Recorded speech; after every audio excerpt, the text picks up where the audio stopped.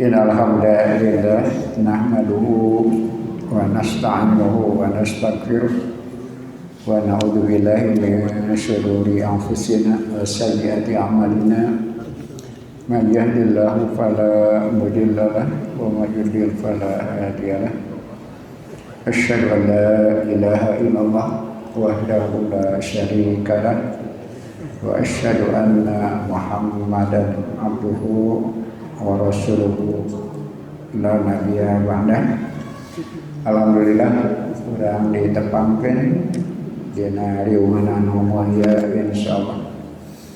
Mangga urang sasarangan sili rojong sili sumangetan pikeun salamina mertahankeun ngajagi sumanget sareng kaistiqomah.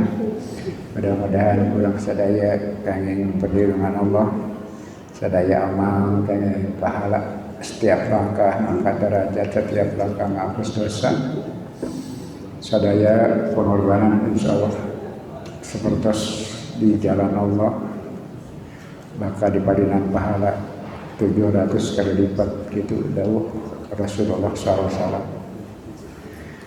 Alhamdulillah urang dugi kana pembahasan surat An-Nisa 83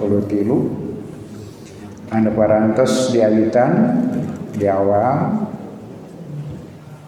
diunikeun ku Syekh Asy-Syarawi dari ayat ieu teh ngamuliakeun kamanusiaan, ngamuliakeun kemampuan manusia sebagai makhluk anu dibentenkeun ti makhluk sanes ku diparinan akal.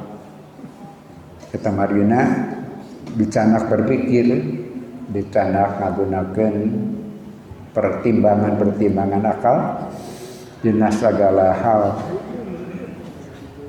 Kalebet dina nalika nampi informasi, kecerdasan bereaksi ketika menerima informasi. Eta kalintang pisan periogina jantan ulah terjebak ku emosi, terjebak ku kekaguman ataupun kekecewaan. Dan yang diukur-ukur baik gitu. Mahok kecerdasan emutan. Leres orang kada sepenuh hati di dalam berjuang jalan Allah. Tapi mayuna situasi serang keayaan, orang peryogi menata fikir, menata ketenangan. Teu salawasna anu disangka kurang pikasieun kenyataanana tidak seperti yang kita takutkan itu. Atau nabi harapan-harapan oge jangan berlebihan. Dina pamaksadan semangatna tetap ngabedur tapi akal sehat salami kada ngabibing sedang apingna. Simkuring kantos ngobrol sareng tokoh pemuda anu keneh tapi pengalaman icikibung dina kahirupan terutama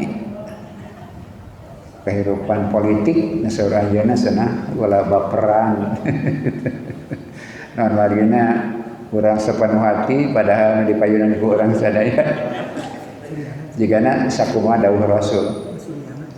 Habibaka haunama asa ayakuna bagi doka yaumama abid bagi doka haunama asa ayakuna habibaka haunama. Jadi patali sareng manusia mah gitu.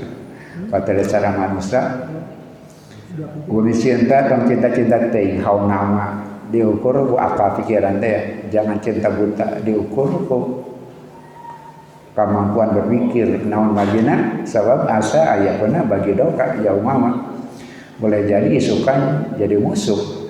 Poi habis-habisan besok kita akan kecewa karena yang kita cintai menjadi musuh. Sawarna abgid bagi doka haunama. Tika benci menteresep ya saukuran batas akal we gitu. Haunama dina tertata pikiran, terukur gitu. Nah, tong bebeakan menyewa asa ayakuna habibaka yaumama, boleh jadi isukan jadi modifikat cinta jenak itu. Tong cinta-cinta teuing dina masalah kadunyaan mah nah boleh jadi modifikat cinta teh isuk page itu jadi musuh. Ngabenci ge sapertos kitu. Ulah nakar habis-habisan tanpa ukuran. Ulah kegelapan itu naon wargina nu dipika benci poe ieu teh isukan boleh jadi nu dipika cinta. Adina basa Sundana kasoran bersepuh mengewa atau ngewa deui misalna bisi jadi besan. Jadi dina agama kada serius, kada pasien. Tapi salahnya diukur kok akan sehat gitu. Ulah terjebak terutama mayunan berita-berita hubungan-hubungan sareng papada manusia. Jeung Allah masih yakin jeung Rasul sing yakin jelema lain ulah yakin tapi ukuranana gitu. Ulah terjebak mencinta cinta buta mengewa nakal tak ulah seperti itu. Iwatu iman sadaya. Jadi bahasan serat An-Nisa 83 teh berkaitan sareng kecerdasan bereaksi kepada berita-berita. Eta parantos diuningakeun di awal tasalajengna urang bakal menakan ternyata ada kasusnya gitu. Ngan cara Imam As-Sa'rawi narangkeunana binu sanesna sok awalan heula peristiwa teh disebut babul nuzul sok awalan ajeuna mah sanes konsepna da dugikeun manhajna atau nabi uslubna metodana diuningakeun heula ke aya kasus anu tumiba kana hal yang mengkhawatirkan tapi ternyata ku perlindungan Allah yang semestinya itu ngajantenkeun masalah anu teu dipiharep teh ternyata pada dasarnya Allah berkuasa atas apapun gitu. Jadi keyakinan ke Allah kudu buleun tapi mayunan manusia gunakan pikiran, gunakan akal sehat, majunan situasi. Alhamdulillah ieu disarangan ku Ustaz Ridwan kalau mangaoskeun ayatna lajeng mangaoskeun sarah sareng penjelasanana sabada diterjemahkeun. Anu kagungan tiasa ditingal halaman 2482 paragraf katilu lajeng kaopat. Mangga dihaturakeun ka Ustaz Ridwan kanggo mangaoskeun ayatna heula ke dilajengkeun kana sarahna bagian kedua halaman 2482 paragraf katilu. Mangga. أعوذ بالله من الشيطان الرجيم وإذا جاءهم أمر من الأمن أو الخوف أذاعوا به ولو ردوه إلى الرسول وإلى أولي الأمر منهم لعلمه الذين يستنبطونه منهم ولولا فضل الله عليكم ورحمته لاتبعتم الشيطان إلا قليلا وإذا جاءهم dan apabila datang kepada mereka amrun minal amni wal awil khawfi suatu perkara dari keamanan atau ketakutan ada'u bihi mereka menyebarkannya walau radduhu ila rasuli wa ila amri minhum dan kalaulah mereka mengembalikannya kepada Rasul dan kepada ulil amri di antara mereka la'alimahu alladhina yastanbitunahu minhum pastilah orang yang akan mengetahuinya dari mereka ulil amri dan dari Rasul. Walaula fadlullahi alaikum dan kalaulah bukan karena karunia Allah atas kalian wa rahmatuhu dan rahmatnya lattaba'tum pastilah kalian akan mengikuti asy-syaitan syaitan illa qalila kecuali sedikit di antara kalian. Wa yaqulul haqqu walaula fadlullahi alaikum wa rahmatuhu lattaba'tumus syaitana illa qalila. Walaula, dan kalaulah bukan, fadlullahi alaikum, karunia Allah atas kalian, wa rahmatuhu, dan rahmatnya, lattaba'tumus syaitana, pastilah kalian akan mengikuti syaitan, illa qalila, kecuali sedikit di antara kalian. Ka'annahum, seakan-akan mereka, ada'u, mereka menyebar luaskan, ba'du ahdatsin hadathat, sebagian peristiwa-peristiwa yang telah terjadi. Lakinnahum, akan tetapi mereka, najau minha, selamat darinya, bifadlin minallahi subhanahu wa ta'ala, karena karunia Allah subhanahu wa ta'ala, wa ba'du ilhamatihi, dan sebagian ilhamnya, wa kana mimma ada'u bihi, dan keadaan dari sesuatu yang mereka sebarkan, ma hadatha, sesuatu yang terjadi, indama, ketika aqada Rasulullah sallallahu alaihi wasallam, ketika Rasulullah memantapkan al-azma, tekad, ala an yadhhaba ila Makkah fatihan, untuk pergi ke Mekah melakukan futu Mekah.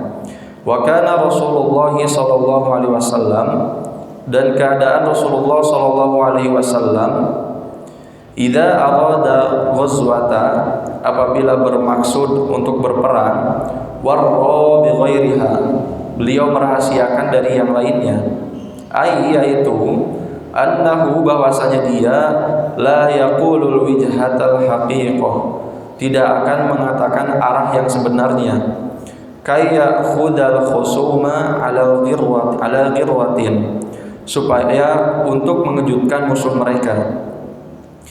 Wa indama, dan ketika ya'khudul khusuma ala ghirwatin, ketika musuh kaget, yakununa bi ghairi idadin, mereka berada dalam situasi tanpa persiapan, fayakunu dzalika, dan terjadi yang demikian, da'iyan, mendorong, ala faqdanihim, atas kehilangan mereka, qudratal muqawamati, kekuatan untuk melakukan perlawanan. Berkaitan sedang ayat walaula fadlullahi alaikum wa rahmatuhu sedang salajengna nyentonkeun wirehing pernah terjadi itu ada orang yang melanggar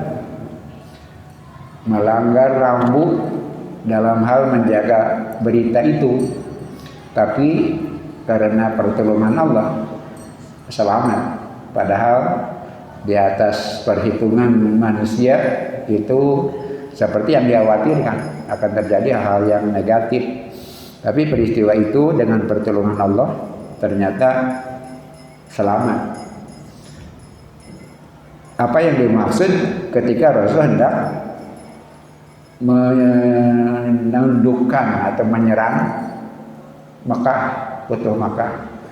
Seperti kebiasaan Rasul dalam setiap perang pun beliau merahasiakan, tidak pernah membuka di awal dengan jelas arah tentara.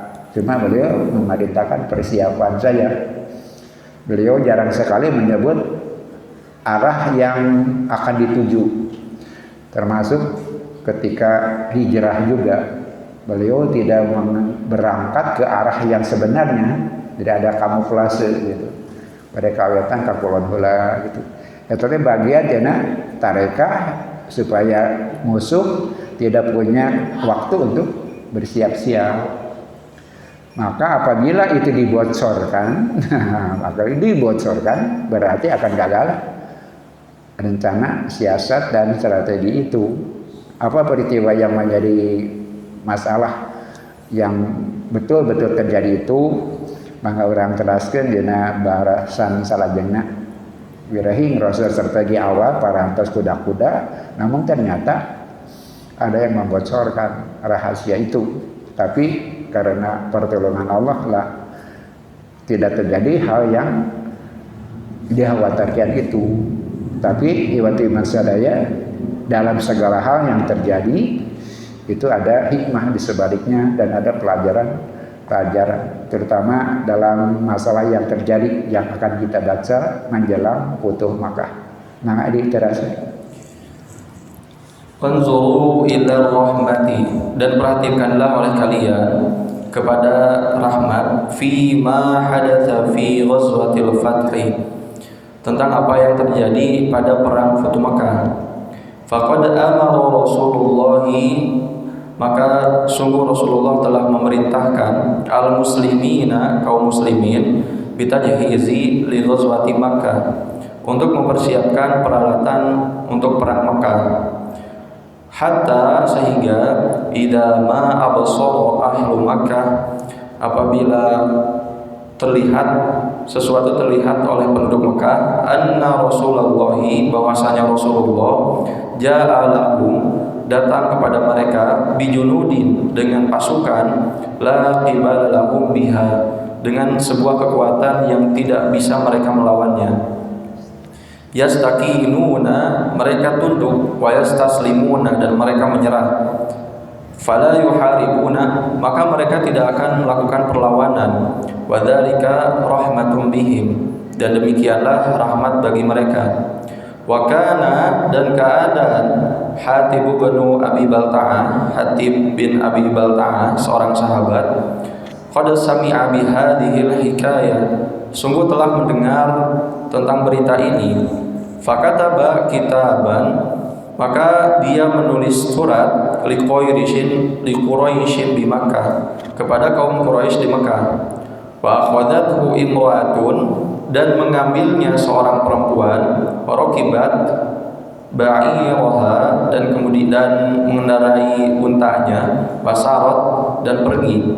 Waja'a Rasulullah sallallahu alaihi wasallam, dan Rasulullah sallallahu alaihi wasallam datang, bi'aliin, dengan Ali, wa man ma'ahu, dan orang-orang yang bersamanya. Wa qala lahum, dan dia berkata kepada mereka, inna hunaka, sesungguhnya di sana, imra'atan fi rawdati khawkho, terdapat seorang perempuan dalam rawdah khawkho, ma'aha, bersamanya, kitabun min Hatib bin Abi Balta'ah, surat dari Hatib bin Abi Balta'ah, ila Quraisyin, kepada Quraisy, yukhbiruhum, yang mengabarkan kepada mereka, biqudumina ila Makkah, tentang kedatangan kita ke Makkah. Fadhahabu, maka mereka pergi, ila Du'ina, kepada perempuan itu, fa'ankarat, kemudian perempuan itu mengingkarinya.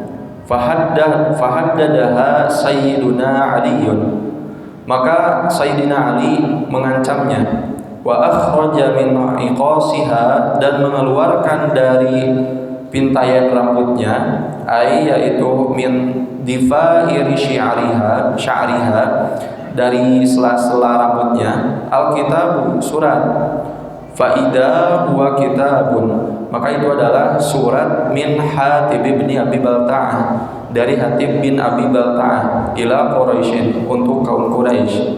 Fastakhdara Rasulullah sallallahu alaihi wasallam, maka Rasulullah sallallahu alaihi wasallam memanggil Hatiban Hatib, wa qala lahu, dan bertanya kepadanya, ahada kitabuka, apakah ini suratmu?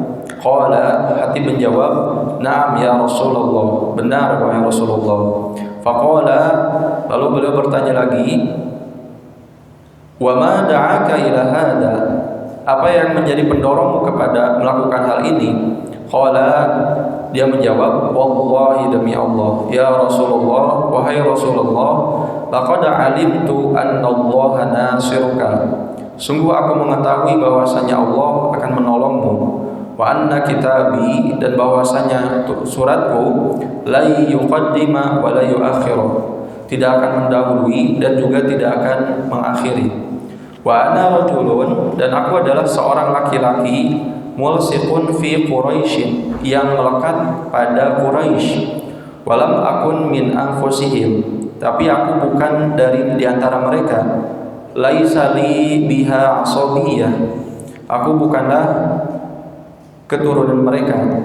Wali baina adharihim waladun wa ahlun, tapi aku memiliki di antara mereka anak dan keluarga. Fa ahbabtu, maka aku menginginkan an ataqaddam ila Quraisyin, untuk mendahului kepada Quraisy biadi dengan tanganku, takunu li indahum, supaya bagiku terhadap mereka, yuhimmuna biha qarabati, mereka memelihara keluargaku, melindungi keluargaku. Wa ma fa'altu dzalika kufran, dan aku tidak melakukannya karena kekafiran, wala yartidadan, dan tidak melakukannya karena murtad, andini terhadap agamaku, wala ridha bil kufri, dan bukanlah karena keriduan terhadap kekafiran, ba'dal islami, setelah Islam. Faqala lahu nabiyyu, maka Nabi berkata kepadanya, qad shadaqta, kamu jujur. Ada hal yang berbahaya sebetulnya, tapi kita akan melihat bagaimana keputusan Rasulullah SAW. Dalam penjelasan ini Syekh As-Sarawi agak meringkas suasana yang terjadi, kurang langkung yang terikut. Jadi Rasulullah SAW sudah menyiapkan konsep yang panjang sebetulnya untuk menyerang Mekah gitu. Bahkan diawali ketika Rasul pada tahun ke-6 Hijriah mengajak para sahabat untuk umroh ke Mekah. Maka pada waktu itu para sahabat tertarik. Kenapa? Karena orang-orang muhajir sudah rindu ke Makkah. Kemudian orang-orang Ansor juga rindu untuk bertawaf di Masjidil Haram. Sampai jumlahnya 1.400 orang berangkat pada tahun ke-6. Dan yang kemudian dikenal dengan perjanjian Hudaybiyah. Kenapa? Ternyata sebelum Rasul sampai, mereka sudah tahu dan bersiap-siap untuk menghadang. Kemudian Rasul bermusyawarah bagaimana, lanjutkan atau tidak. Maka semua sepakat lanjutkan, berangkat, kemudian menghindari jalan yang biasa, sehingga beliau mengkok ke tempat yang lain. Padahal di tempat yang akan didatangi Rasul sudah ada Khalid bin Walid, jenderal yang masih kafir pada waktu itu. Kemudian Rasul menghindar ke arah Jeddah sekarang, kemudian sampai ke Hudaybiyah, cuma belasan kilo ke Mekah. Jadi mereka sudah berangkat 400 km lebih. Nah, terjadilah diplomasi. Orang Quraisy menghalangi Rasul, juga minta diberi izin. Akhirnya sepakatlah yang disebut perjanjian Hudaybiyah yang mengecewakan para sahabat. Kenapa? Rasul sepakat untuk kembali tahun depan, padahal perjalanan sudah sangat jauh. Sampai para sahabat bertanya, bukankah kita dalam kebenaran? Gitu. Sampai para sahabat Umar dan yang lain seperti itu. Tapi Rasul memutuskan kembali ke Madinah. Dan kemudian yang lebih kecewa lagi para sahabat, karena Rasul banyak mengalah di perjanjian Hudaybiyah itu. Ketika menulis Bismillahirrahmanirrahim, Suhail, diplomat dari Quraisy, tidak boleh pakai Ar-Rahman Ar-Rahim. Itu. Kemudian dari Muhammad Rasulullah, jangan, kami justru tidak percaya engkau Rasul. Itu. Jadi dari Muhammad Ibnu Abdullah dihapus. Ali sebagai penulisnya, Bismillahirrahmanirrahim dihapus. Muhammad Rasulullahnya dihapus. Itu yang lebih mengecewakan para sahabat. Tapi pada akhirnya mereka kembali ke Mekah. Kemudian Rasul pada waktu itu membawa sembelihan, disembelih karena membatalkan umrohnya. Kemudian mereka kembali, disepakati tahun depan dengan syarat hanya 3 hari dan tidak boleh bawa senjata. Nah, pada sebutnya umroh qadha, setahun kemudian tahun ke-7 berangkat, Rasul justru membawa lebih banyak lagi. Itulah strategi Rasulullah SAW. Pada masa perang Hudaybiyah tahun ke-6 cuma 1.400. Kemudian pada Umrah Qadha disebutnya, kenapa menepati janji boleh tahun depan gitu. Dengan syarat cuma 3 hari, kemudian jangan bawa senjata. Rasul membawa orang banyak, sampai 2.000 orang.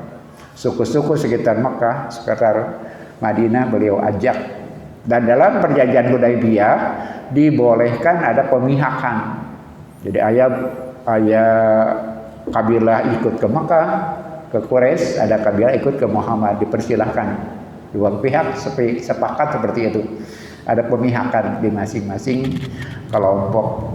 Nah, pada Umrah Qadha itu yang jadi pendukung diajak semuanya, sampai jumlahnya 2.000 orang. Nah, Rasulullah SAW melaksanakan umrah persis seperti perjanjian 3 hari. Kemudian tidak bawa senjata. Kemudian Rasul ketika tawaf, kan ada lari-lari kecil, ada tali 3 kali lari. Rasul mengatakan, tampakkanlah kekuatan kalian. Gitu. Begitu Rasul berencana, tampakkan ketakwatan kalian, wibawa kalian, gagahlah kalian. Gitu. Begitu Rasulullah SAW. Kemudian selesai itu pulang ke Madinah. Kemudian di tahun ke-8 mereka melanggar perjanjian. Tadi kan ada pemihakan, masing-masing kelompok punya bagiannya, koalisinya, dan tidak boleh saling ganggu. Gitu, tidak boleh saling ganggu. Ternyata orang Quraisy membantu Bani Bakar untuk melawan kelompok yang pro kepada Rasulullah SAW. Terjadi pelanggaran terhadap perjanjian Hudaybiyah itu. Nah, terbukalah bagi Rasulullah rencana berikutnya, ingin menyerbu ke Makkah yang barusan disampaikan. Beliau rahasiakan, gitu. Beliau rahasiakan, ternyata bocor. Namanya sahabat Hatib bin Balta'ah bin Abi Balta'ah yang membocorkan rencana itu. Sehingga orang Mekah sudah tahu. Sebelum Rasul berangkat, orang Mekah sudah tahu bahwa Muhammad membawa tentaranya. Di waktu iman sekalian, dipanggillah Habib bin Abi Balta'ah yang menyuruh seorang perempuan namanya Saroh membawa surat ke Quraisy memberitahu kedatangan Rasulullah SAW. Jadi membocorkan rahasia, disimpan di sela-sela rambutnya. Rasulullah karena pemberitahuan dari Allah tahu, menyuruh Ali untuk memeriksanya beserta sahabat-sahabat yang lain. Pada awalnya si Saroh, si perempuan itu tidak mengaku, tapi ditekan oleh Ali karena Allah, Rasul menyatakan dia bawa surat, gitu. Jangan percaya, teliti. Nah, dina rambutnya kependak surat leres. Hatib bin Abi Balta'ah badai ngawartosan orang Quraisy akan kedatangan Muhammad Shallallahu Alaihi Wasallam. Pelanggaran berat sebetulnya. Kemudian dipanggil, diinterogasi Habib bin Abi Balta'ah. Kemudian ditanya, apa yang mendorong engkau itu untuk menyampaikan surat itu? Tadi dikatakan, aku lakukan itu bukan karena aku kufur, bukan karena aku murtad, dan aku tidak jadi orang yang pro kafir. Tapi kenapa melakukan itu? Karena aku banyak keluarga yang di Mekah. Kalau muhajir yang lain, mereka punya pelindung. Tapi saya punya keluarga banyak di Mekah, tidak ada yang melindungi. Karena kekhawatiran itu ya Rasulullah, aku sampaikan. Aku berani mengambil tindakan itu, tadi disampaikan, karena Allah pasti menolong. Pembocoran ini tidak akan merubah rencana Allah, akan menolongmu. Begitu kan logikanya tadi. Allah pasti menolong. Suratku tidak mendahului, tidak terlambat. Kenapa? Allah punya kepastian akan menolongmu. Tapi jelas dia pelanggaran. Kenapa? Dia membocorkan rahasia sampai Umar minta izin untuk menghukumnya, untuk memenggalnya. Kemudian waktu iman sekalian, ternyata Rasul mengatakan tadi ketika ditanya, engkau benar engkau jujur, sadaqta, engkau jujur. Dia tidak dihukum. Nah, kemudian waktu iman sadaya, apa alasannya Rasulullah SAW tidak menghukum? Hatib bin Abi Balta'ah, Rasul mengatakan begini kepada Umar, innahu syahida badron. Hatib bin Abi Balta'ah itu peserta perang Badar. Wa ma yudrika ya Umar la'alallahu qad atla'a ala ahli Badr. Bagaimana pandanganmu? Dia itu peserta perang Badar, sekitar 300 orang yang Allah sudah menjamin mengampuni mereka, mendapat maghfirah Allah. Karena itu di kita ada salawat Badar. Karena peserta perang Badar istimewa. Dia punya hak khusus. Dia punya perlakuan khusus terhadap termasuk Habib bin Abi Balta'ah. Dia melanggar tindakan yang sangat berbahaya, tapi Rasul memaafkan. Kenapa? Allah yang memaafkan. Gitu. Peserta perang Badar dimaafkan Allah. Bagaimana mungkin kita menghukum dia? Maka Umar pun menerima dan dia menangis. Waktu iman sekalian, apa yang bisa kita lihat dalam peristiwa pertama perang Hudaybiyah? Rasul mengalah. Kemudian pada umrah qada cuma menampilkan show of force gitu ya. pada umrah yang tahun ke-7 itu, kemudian tahun ke-8 sampai orang yang bermaksud untuk membocorkan dimaafkan. Kenapa? Karena dari sejak awal, kenapa Rasul menerima perang Hudaybiyah, menerima perjanjian Hudaybiyah? Yang ditemukan Rasul di Mekah itu banyak orang Islam, banyak keluarga Muslim, bahkan orang-orang Muslim yang menyembunyikan keislamannya. Itu prinsip yang pada ujungnya jadi nyambung. Gitu. Rencana ini dibuat untuk memperkecil pertumpahan darah. Kemudian melindungi orang-orang yang ada di Mekah, baik keluarga ataupun orang-orang Islam yang menyembuhkan diri keislamannya. Andaikan perang dengan Mekah, baik di tahun ke-6 ataupun terakhir, maka korbannya adalah bukan saja orang-orang kafir, keluarga Muslim dan orang-orang Islam yang menyebutkan keislamannya. Itulah yang menjadikan ada kaitan antara peristiwa awal sampai peristiwa akhir. Rasul berniat menyerang dan mengalahkan Mekah, tapi dengan memperkecil, meminimalisir pertumbuhan darah. Itu sebabnya perang perjanjian Hudaybiyah dikatakan itu adalah kemenangan yang tertunda. Dalam sejarah itu kemenangan yang tertunda. Perang Hudaybiyah, perjanjian Hudaybiyah menunda kemenangan, dan betul terjadi. Cuma ada 2 tahun kemudian terjadi penguasaan Mekah yang tanpa perangan.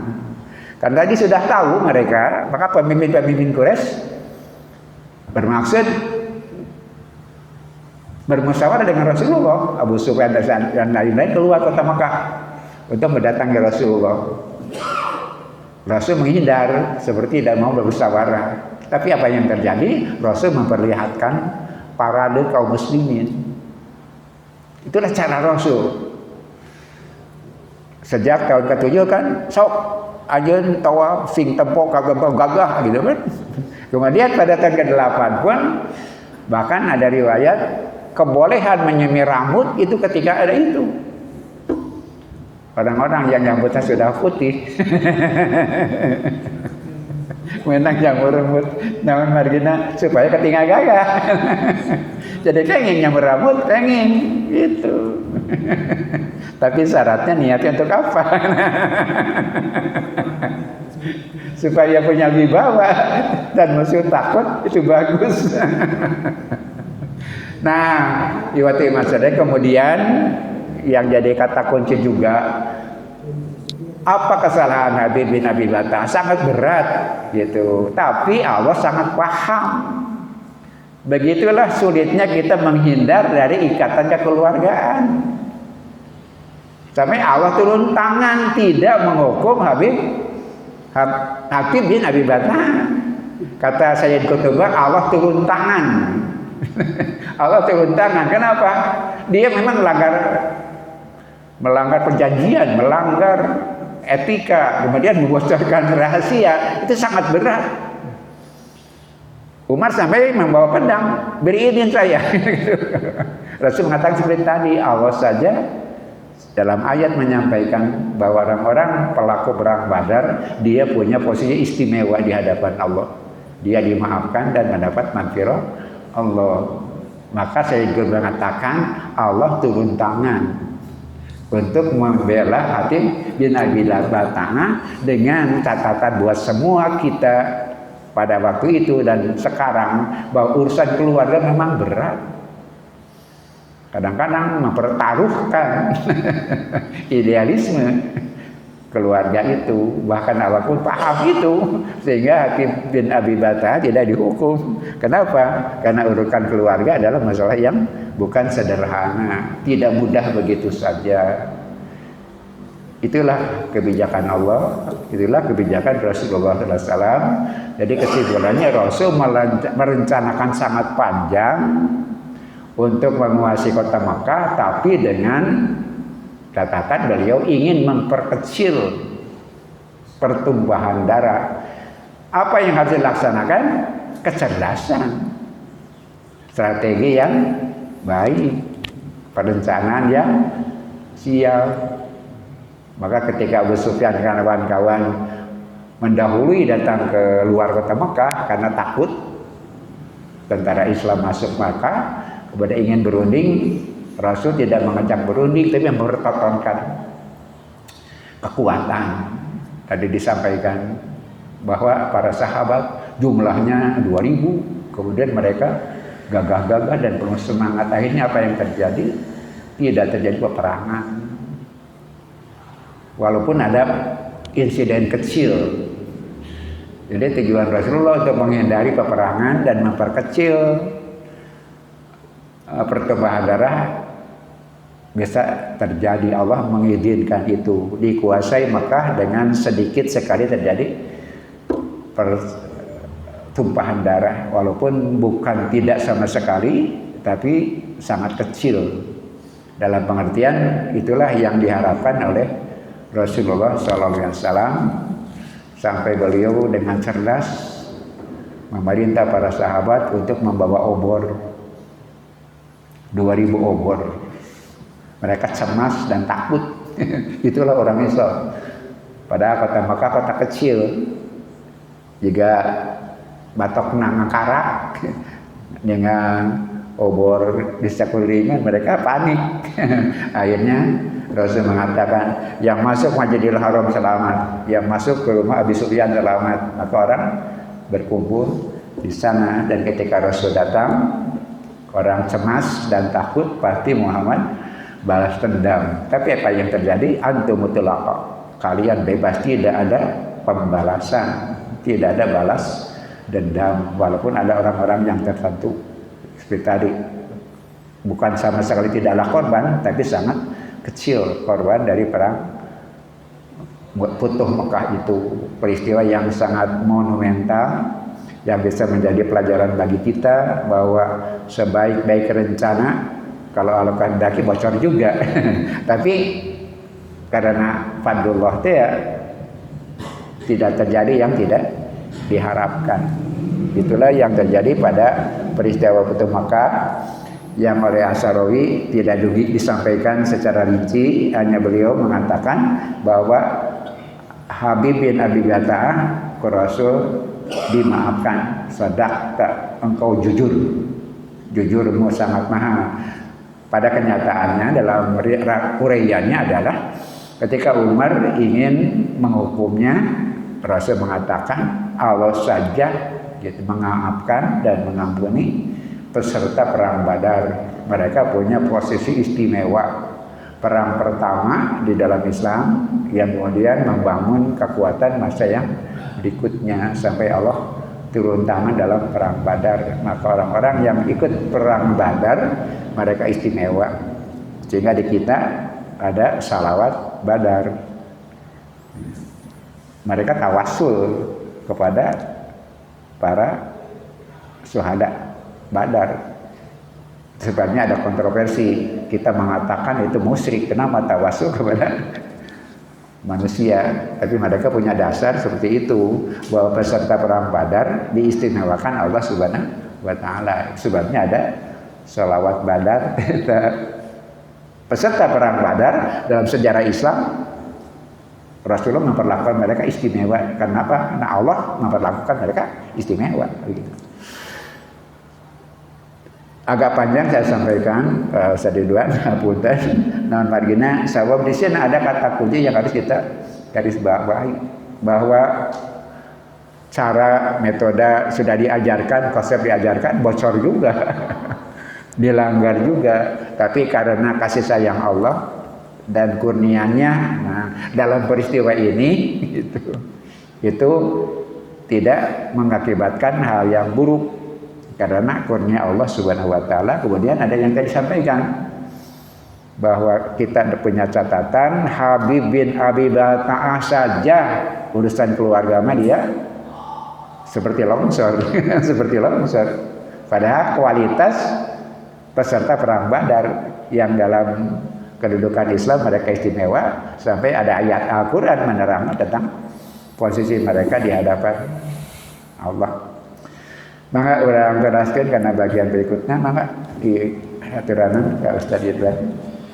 Idan, kalau begitu, falhaqqu subhanahu wa ta'ala, maka Allah subhanahu wa ta'ala yuridu, bermaksud, an yabniyal qadayal imaniyah, untuk membangun ketetapan keimanan, wa khassatan, dan khusus, ma yata'allaqu bi amril mu'minin, apa yang berkaitan dengan perkara orang-orang yang beriman, ma'adaihim, bersama musuh-musuh mereka, ala sidqi, atas kebenaran, wala yastaqimul amru, dan tidak lurus suatu perkara, an yufshiya wa yudhi'a kullu wahidin, untuk mengungkapkan dan menyebarkan setiap orang al-kalama, pembicaraan, alladhi yasma'u, yang telah mereka dengar. Bal, akan tetapi, yajibu, wajib, an yuraddu, untuk mengembalikannya, hadal kalami,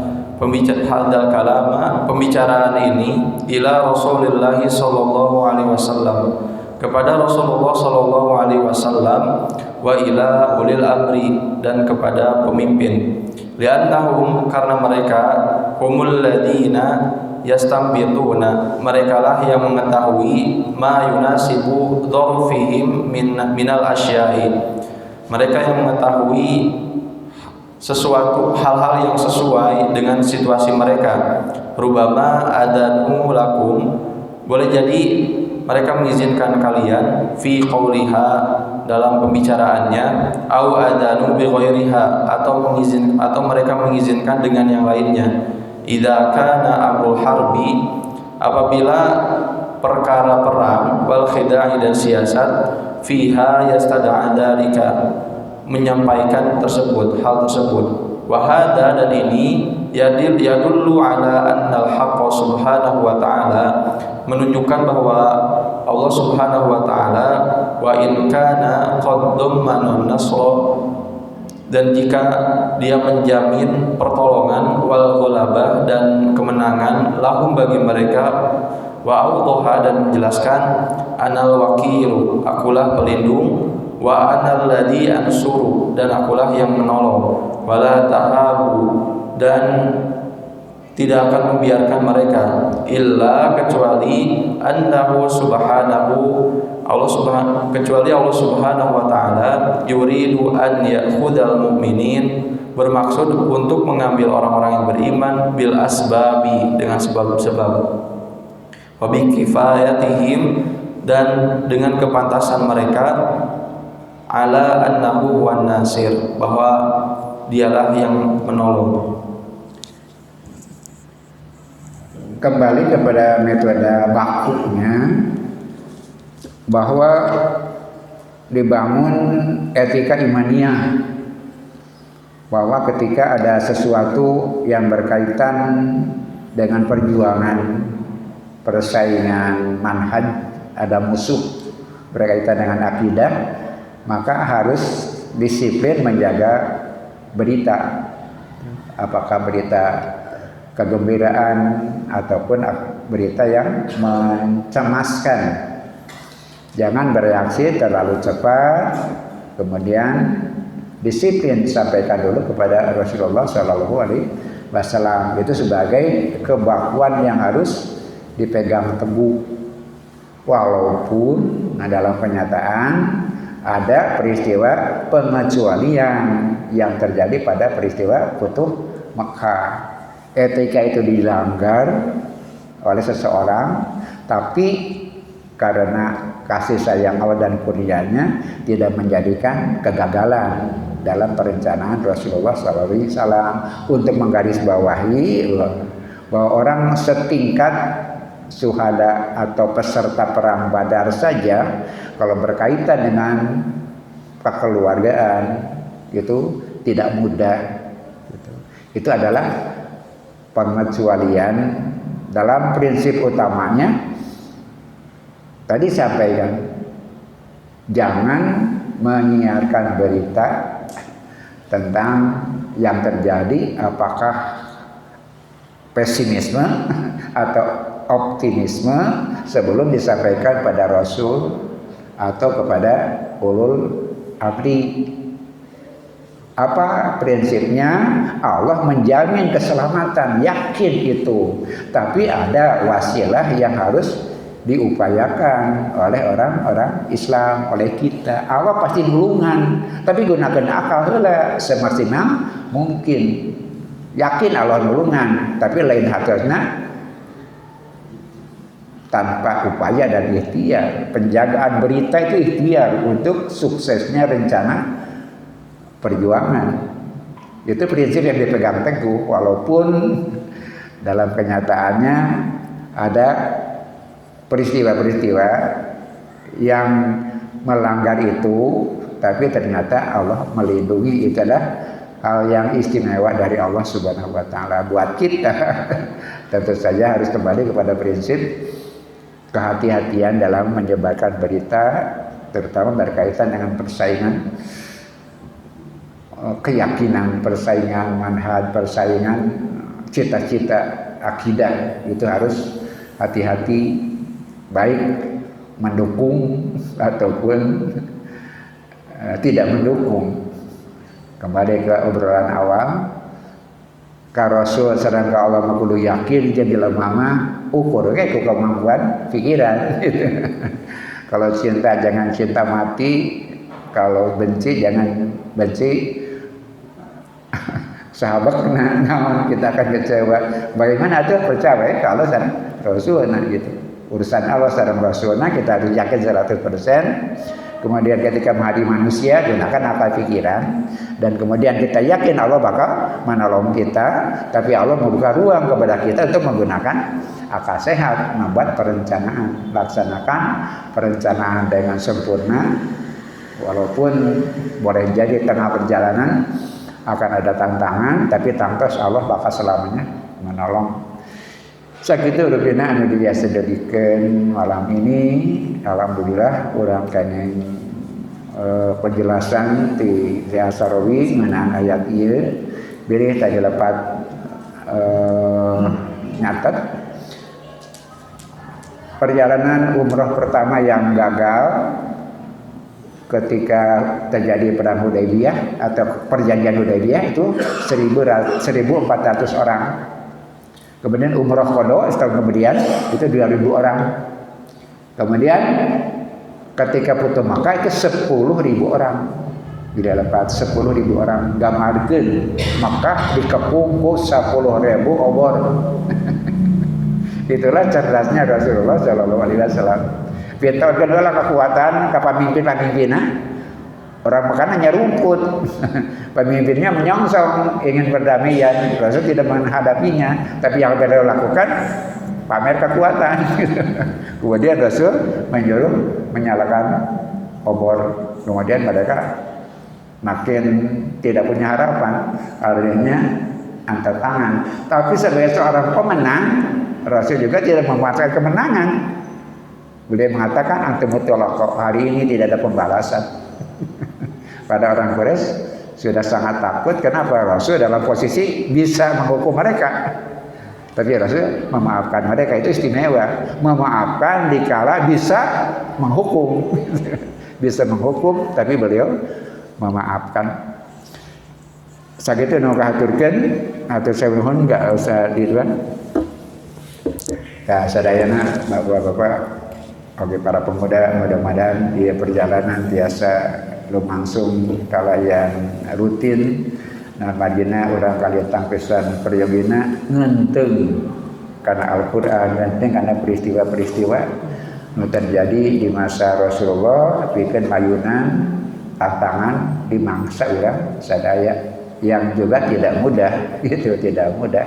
Tapi lantaran Allah ngalungsireun Quran, ajeuna mayunan Rasulullah anu jadi pola urang sadaya sagoma abad masalah urang sangakeun wangsulkeun kana tuntunan Allah, oke, karena contoh Rasulullah sallallahu alaihi wasallam. Walaupun sejarah menggambarkan bahwa tidak selamanya semua berjalan mulus.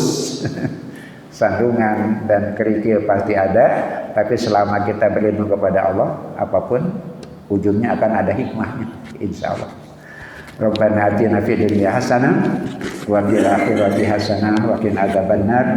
Aqulu qouli hadza wa astaghfirullah li wa lakum wa aqum minkum. Wassalamualaikum warahmatullahi wabarakatuh.